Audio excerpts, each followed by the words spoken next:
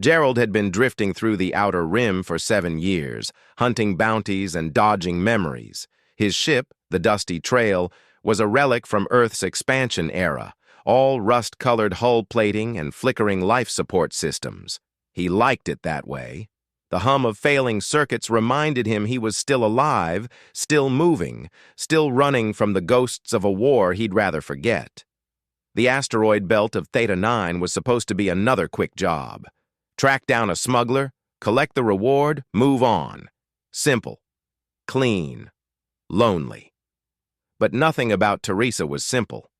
He found her in the wreckage of a draconian transport vessel, half buried under twisted metal and sparking conduits. At first, Gerald thought she was dead.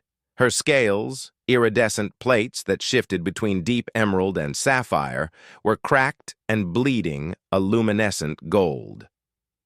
Her wings, magnificent even in their broken state, were pinned beneath debris that would have crushed a human instantly. "Help! Me!" Her voice was like wind chimes in a sandstorm, beautiful and desperate. Gerald had seen Draconians before. The galaxy feared them.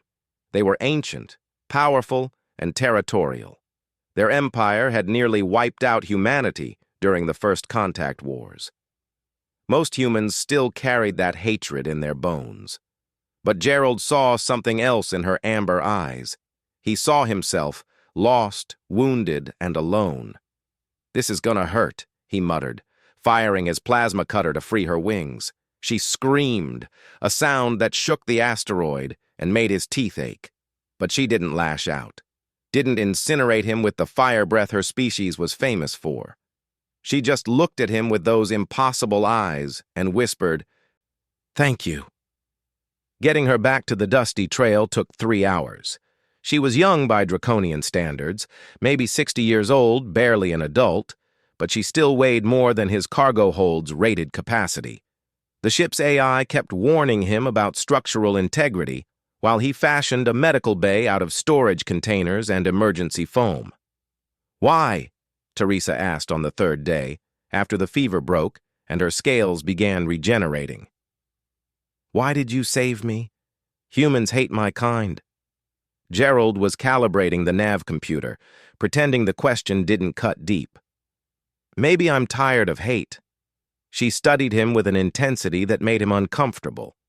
Draconians could read thermal signatures, sense electromagnetic fields, even taste emotions in the air.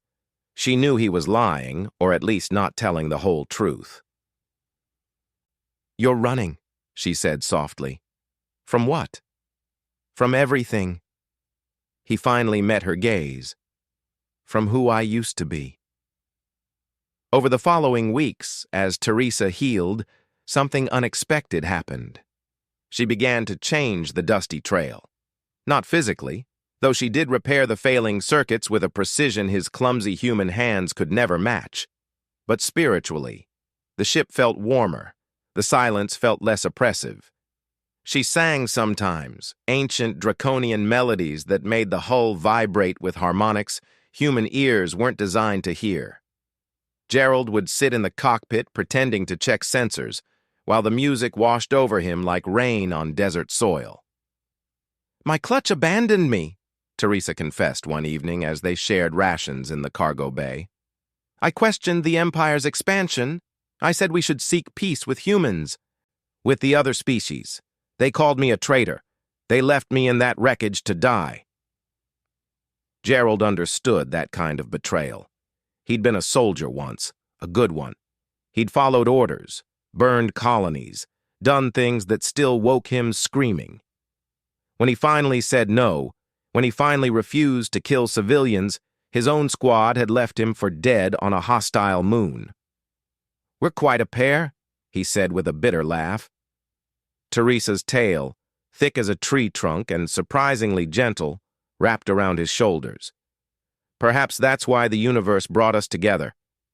The bounty hunters found them 3 weeks later. A dozen ships, all bearing the insignia of the Draconian Imperium. They wanted Teresa back, not to welcome her, but to make an example of her. Gerald could have surrendered her, could have taken the reward they offered. could have gone back to his lonely existence. Instead, he armed the Dusty Trail's weapon systems and prepared for a fight he couldn't win.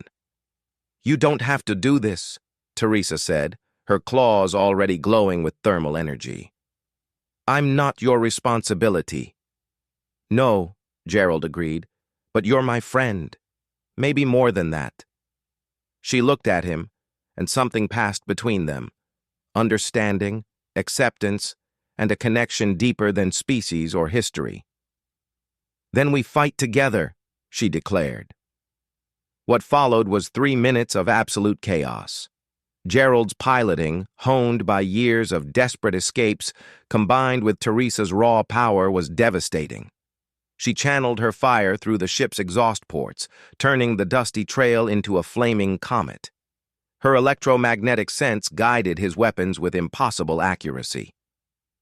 They didn't destroy all the bounty hunters, but they destroyed enough. As the survivors limped away, Gerald set course for the Fringe, the lawless territories where neither human nor draconian authority held sway. "What now?" Teresa asked, her scales still glowing from the battle's heat. Gerald looked at her, this magnificent, terrifying, gentle creature who had somehow become his entire world, and smiled. For the first time in 7 years, it felt genuine. "Now, we keep flying, together." Teresa's tail wrapped around his waist, and she rested her massive head against his shoulder. Despite their impossible differences, despite the gulf of evolution and culture between them, they fit. "Together," she agreed. The Dusty Trail jumped to hyperspace, carrying 2 outcasts toward an uncertain future. But for the first time in years, Gerald wasn't running from his past. He was flying toward something better. He wasn't lonely anymore. And in the vast, cold darkness of space, that was everything. The end.